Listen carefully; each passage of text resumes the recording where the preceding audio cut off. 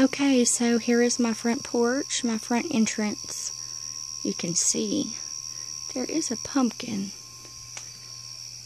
in my house. Oh, but these pumpkins. We made this one yesterday. This is little Jason's pumpkin. Today, this is my pumpkin.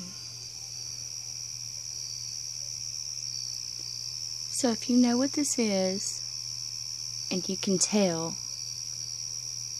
what I carved here,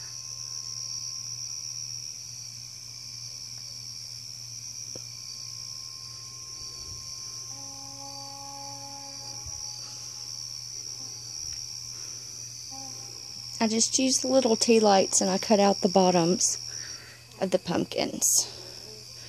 And that's the view from my front porch.